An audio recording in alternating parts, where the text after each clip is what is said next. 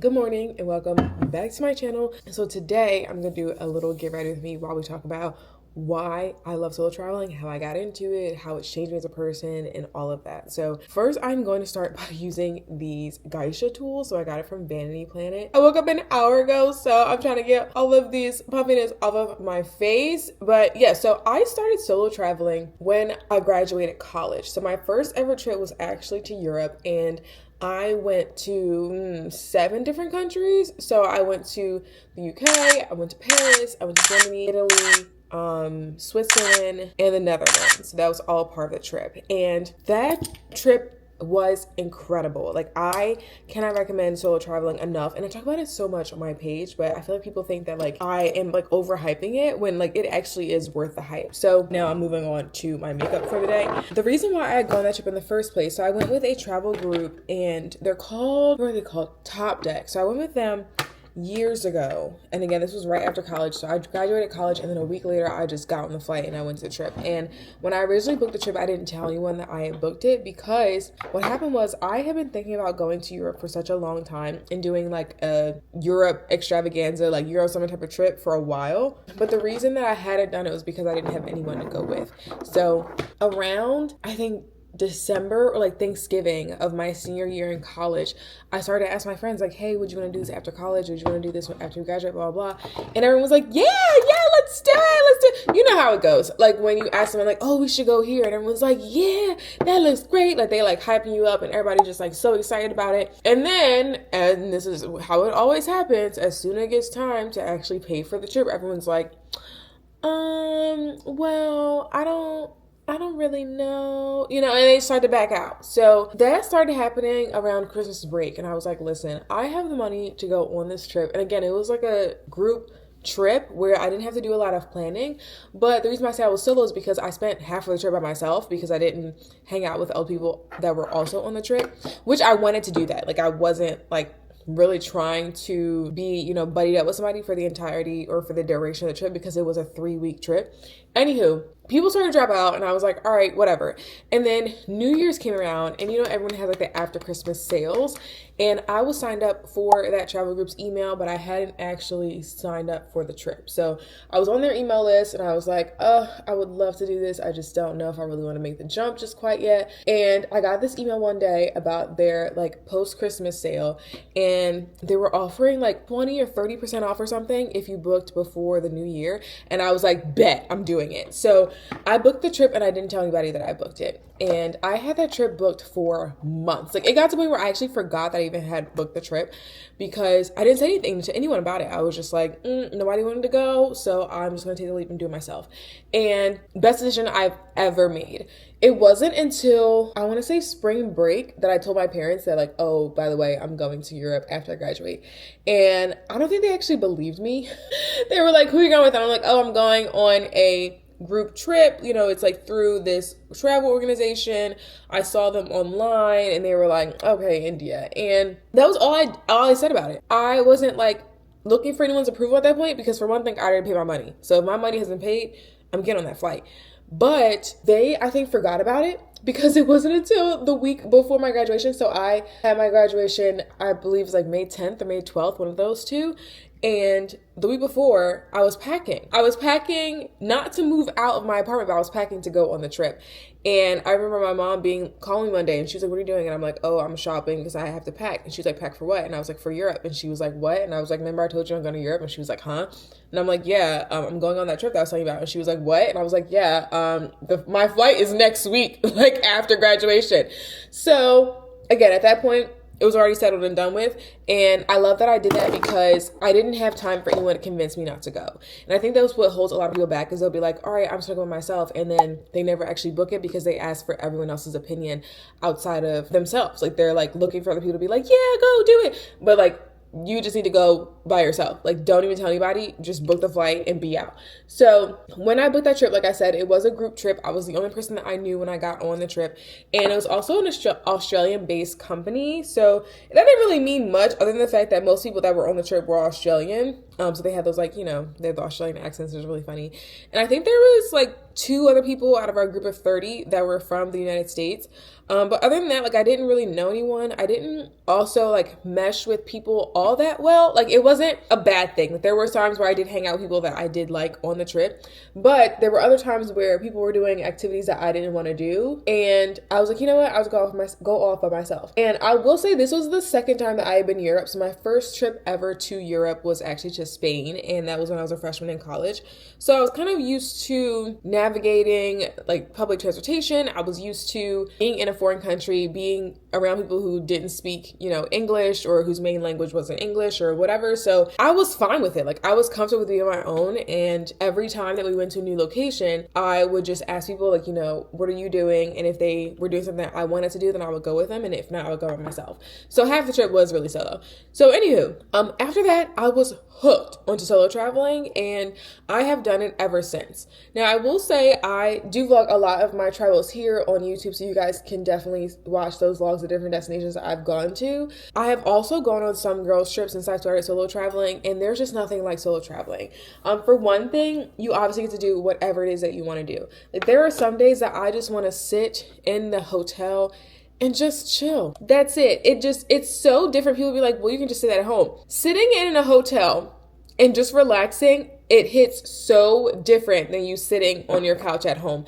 I don't know what exactly it is, but if you know, you know. It's just like a totally different feeling. And sometimes I will just do that. Like I will, in my Lake Tahoe vlog that I just came back from, I just sat down and relax. And it was just such a different vibe. It was, of course, like, very cozy, very wintry type of destination, and just so relaxing for me to sit in another environment that isn't LA. That's the first reason why I love it, is that you can do whatever it is that you want to do. And if you want to change your mind, you can change your mind. Like there isn't anyone or other people that are holding you back from doing that things. And I find that a lot of times, like when you go on like family trips, and the family wants to do something, but you don't want to do it, so you're just stuck doing it because everyone else, like majority rules, right? So you have to like go along with what everyone else wants to do. When you're traveling by yourself, you don't have any of that. You can be like, actually, I don't want to do this today, and just sit in the house. Like that's the best part. Also, I find it to be really, really easy for me to get upgrades, for me to get like special treatment, and for me to just get free stuff when I am solo, because it's so much easier to accommodate one person as to accommodating 4 people with a girls trip. You know what I mean? So there have been times where I have been in the airport and they're like, we'll offer you this amount of credit if you can change your seat, or we'll offer you this amount of credit if you will be on standby for the next flight or whatever. And I'm like, okay, like it's not that I have a ton of other people with me that makes it impossible to do. Also, it's really easy for me to eat at restaurants because a lot of times they'll be like that one spot at the bar. So I'll just go sit there. Or if people see me sit by myself, like they'll like offer to like, people will try to like buy me a drink or something. Or sometimes people will actually offer to like pay for my bill, which is absolutely insane. But I'm like, okay, cool, let's go with it. But I find that when I'm alone, people are more likely to approach me. And that doesn't necessarily mean that it's like a safety hazard, but that since I'm traveling by myself and people are like, oh, this girl by herself, I might as well just like talk to her and see what's up. Speaking of which, I also have been recently meeting, like in the last, I would say 2 years, I have met substantially more solo travelers than other travelers. So like a lot of times when you're traveling with like your partner or your group of friends, like you're really only gonna talk to them because like that's the point of the trip, is to have that quality time with each other. But if you're traveling solo, like you're more likely to meet other people, like meet people that you don't know, because you probably haven't talked to anybody for the entire day. So last 2 years, I've definitely met a lot more solo travelers, mostly women, which I love. I love to see it. And it's fun to hang out with people that you would have never crossed paths with in real life. I'm trying to find my brush, which is why I'm looking over here. Like I remember I met this woman who was a preschool teacher, and I'm like, there are 0 chances of me ever meeting a preschool teacher in my everyday life. I don't have kids. I don't have younger siblings. I don't even scroll on like Teacher Talk, there's like very minimal chances of me ever running into her in real life. But I think so when she was in Greece, she had just finished paying off her student loans, and she was actually trying to like refigure out her career because she was like, I don't want to be a teacher forever. And she was actually there to meet her dad, and she was like telling me like all this stuff about like her family and stuff. But again, an opportunity where I would have never crossed paths with this woman, and yet like here we are meeting at a resort in Greece. So it's so much fun, and like you just get to meet people from different walks of life, and people are more likely to talk to you. I will say I am one of those people, I don't know why, but people are more likely to just come up to me and tell me their life story unprompted. Like, it happens more often than not, whether they know me from the internet or not. Like, people will just come up to me and start talking to me, and I don't know, I guess I must have like a warm or safe energy or something where people will just tell me their life story without me ever asking about it.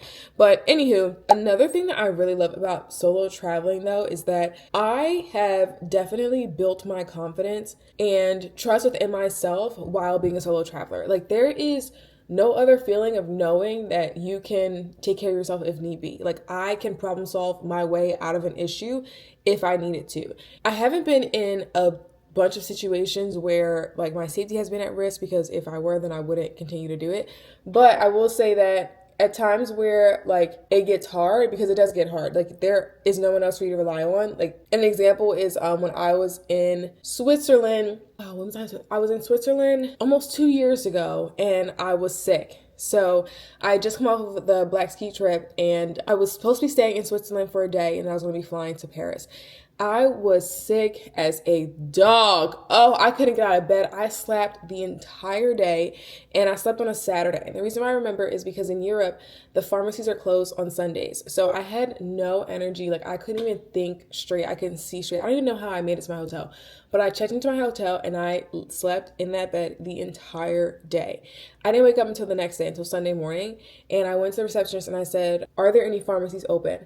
And she was like, "No, it's Sunday." And I was like, "Are you serious?" Because again, the pharmacies are closed in Europe on Sundays, and all pharmacies aren't closed, but majority of them are. Like, the only times I've seen that pharmacy is open is if it's in the airport, and that's because there's a lot of travelers and they may not, be European, or they may not be familiar with the pharmacies being closed. Anyway, I couldn't find a pharmacy to save my life. And if someone else had been there with me on that Saturday, right, they could have done all those things like getting me medicine and getting me things that I needed to make me feel better while I was asleep. But since it was just me, I was asleep that whole day. I got absolutely nothing done that Saturday. I woke up on Sunday and I'm like, crap. I still feel like crap. I can't get any medicine, and this is all on me. Like, this is my responsibility because I'm the only one that's here with me. So those are the times where it gets hard being a solo traveler. Like, I'm not even gonna lie. Like, when you're sick, or when you're lost, or when your phone is about to die and you like have to find like the nearest McDonald's or something to be able to charge your phone, or ask someone for help and you don't know the language, like, those are difficult situations. However, anytime I have been in a situation where I needed help, someone has helped me. And people always say like, "Oh, where's the safest place to be a solo traveler?" I personally do not believe that one place is more safe than the other, especially if you've grown up in the United States. Every place has a dangerous area and every place has a safe area. I just don't subscribe to the idea that certain countries are safer for solo travelers than others. And anytime I see those videos where it's like, this is where I felt safe. For one thing, safety is extremely subjective. Some place that I feel safe is not going to be someplace that you feel safe. So I never take those people's advice. But also, a lot of people who make those videos will say different countries or different places that I have been to that I feel completely, totally normal and safe around. So I always just click not interested on those videos because they just literally don't interest me. And I don't believe that that is a thing. Like, any place that I've gone to, I have felt fine outside the United States. In the United States, totally different story. Totally different story. And it's really because the mindset here of people is incredibly, incredibly different from in other countries. And I feel like that, oh my gosh, why is my nose so itchy? And I feel like that is especially evident with the way that us as Americans handled COVID. Like, in other countries, people actually care about their people. And when COVID happened, they sat in the house. They wore masks. They socially distanced. Crazy concept, I know. But here in the US, totally different story. And that's why I always say, like, when I travel outside the U.S. and I need help with something, I have no problem asking people. I also will ask the police questions when I am traveling, which is something that you never, ever hear of in the United States.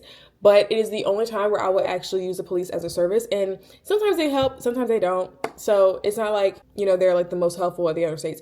But their mentality and their culture is totally different than what it is here in the United States. And a lot of Americans have the mentality that, like, I'm going to be, insert really bad thing here when I leave the US. No, babes, that's going to happen when you're in the US. You need to leave to actually feel safe. So, I always get that question, and I honestly am just so tired of answering it. But there has never been a place that I've gone to that I've been like, wow, I am unsafe being here. Anytime that has happened or I thought has crossed my mind, I have been in the United States. Every single time. Anyway, that being said though, I do feel like I am so much more confident in who I am and being able to just maintain myself as a woman and like as a person. Like I feel more confident in my ability to be able to take care of myself. And again, that's being said that I do have help when I leave the US. Like people aren't out to get me when I am traveling on my own. The other reason that I really, really love it is because, like I said, people are more likely to talk to you. And because of those interactions, you're more likely to learn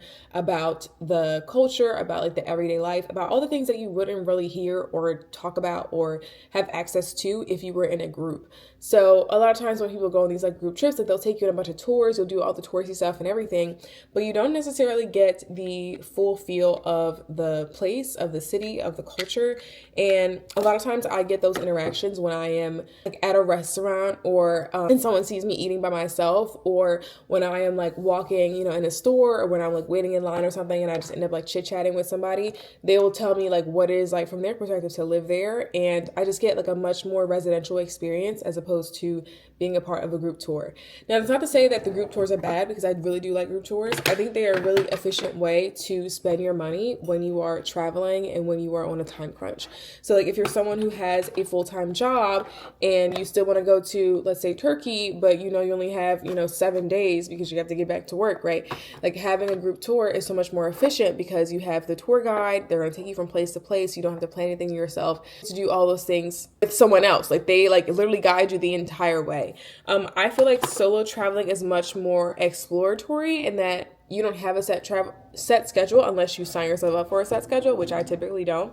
So how it goes is whenever I go to a location, I typically have 1 or 2 things in mind that I want to do before I even book the flight. But once I get there, I will add in like all the other fluff is really what I call it. So anything that's like going to a coffee shop or going to, I don't know, maybe a bookstore or a certain store in the area, or going to like a park. Like I tend to have general ideas of what I want to do. And then when I get there, I really flesh out that idea and go to a lot more places in the city and in the area. I like doing it that way. Now, when I'm with a group of people, everything's already planned before we even get on a flight.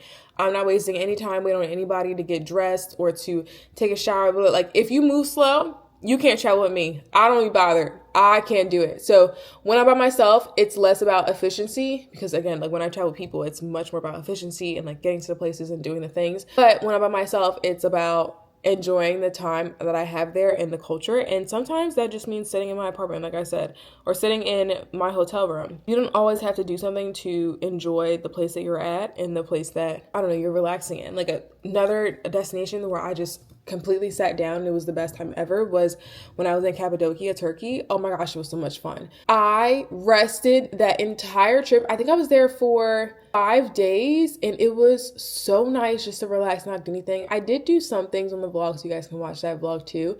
But that was such a great destination to just relax. Like to me, it felt like Sedona, Arizona, where it's like small town vibes, desert vibes. But of course, you have the hot air balloons in the mornings you can always look at. And they do have some tourist activities. I love being able to create my own schedule. I mean, that's one reason why I really love being a content creator, because I can create my own schedule. But I also love being able to just do whatever it is that I want to do whenever I want to do it. And so if you are someone that is considering solo traveling, but you're like, oh, I'm scared of this, of that, whatever.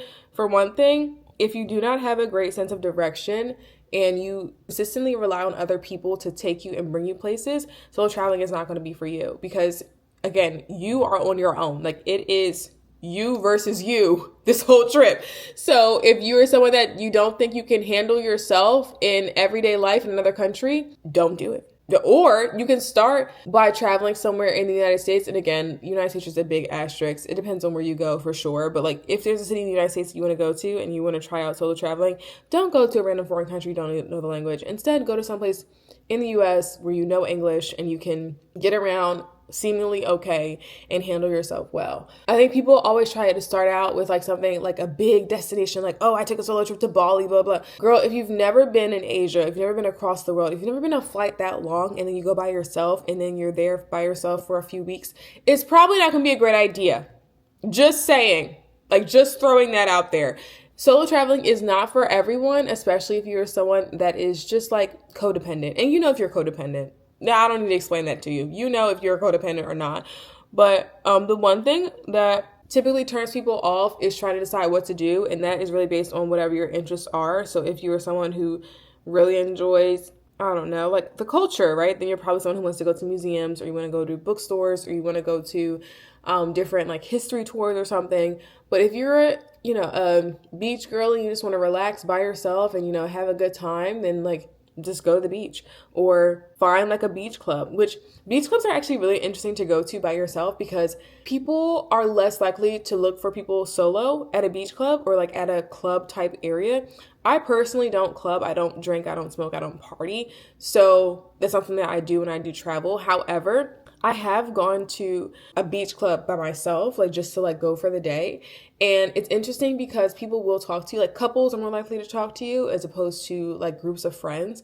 But on that note too, I will say that definitely don't try to join a group of friends when you're a solo traveler because those group of friends are more likely to hang out and look for each other. Like they're going to look out for each other before they will look out for you because again, you are a stranger. So I tend to stay away from groups. When I do travel, I will meet up with solo travelers, but I won't ever like cohabitate with them or like become like, extra friendly, if you know what I mean. Like if I meet a solo traveler at the bar of a restaurant or of a beach bar, I will hang out with them and I'll probably meet up with them for dinner or something, but I'm not going to make them a part of the entire trip. Like that's not going to happen. Anyway, the last thing I want to end on, which I think is honestly the most important, is that once you start solo traveling, you will not want to go back. Like it is just a fact. I have never met anyone that solo travels and is like, I hate this, and then they never do it again. Like it is just something that becomes so addictive because I don't know, you just learn to enjoy the alone time a little too much.